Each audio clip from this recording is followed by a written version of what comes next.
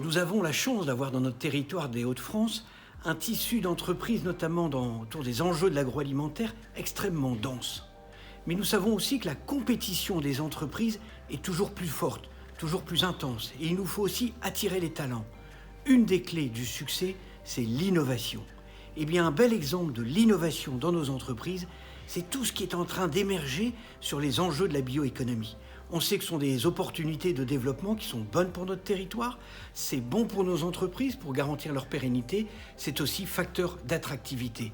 Donc plus que jamais, autour de cet écosystème et des enjeux de la bioéconomie, oui, il nous faut nous rassembler.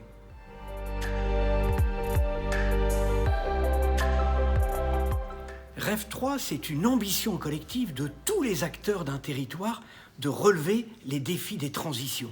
Tous ces acteurs, ce sont les collectivités, les entreprises, le monde de l'enseignement et de la recherche et les citoyens, surtout ne les oublions pas. Tous ensemble, nous avons à relever 3 défis. Celui des transitions énergétiques et environnementales, celui des mutations technologiques, mais aussi le défi des transitions sociétales. Eh bien, avec REF 3, nous voulons entraîner tous les acteurs de notre territoire pour aller vers cette décarbonation et relever ces challenges des transitions. REF 3, ce n'est pas un schéma, ce n'est pas un label, c'est une ambition, j'avais envie de vous dire, c'est un étendard sur lequel nous avons envie que tous les acteurs du territoire se rassemblent pour qu'ensemble nous soyons fiers de notre territoire, que nous y développions un sentiment d'appartenance, de l'attractivité et que nous relevions ces défis des transitions. Donc tous derrière l'étendard de REF 3.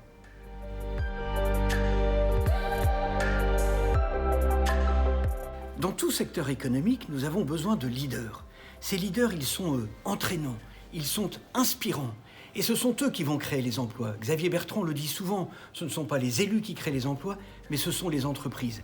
À nous de créer l'environnement, l'écosystème favorable pour les attirer, pour les aider à se créer, à se développer. Pour ça, nous disposons d'une palette d'outils, qu'ils soient par des subventions, des aides en capital, sur du foncier, sur des fonds européens.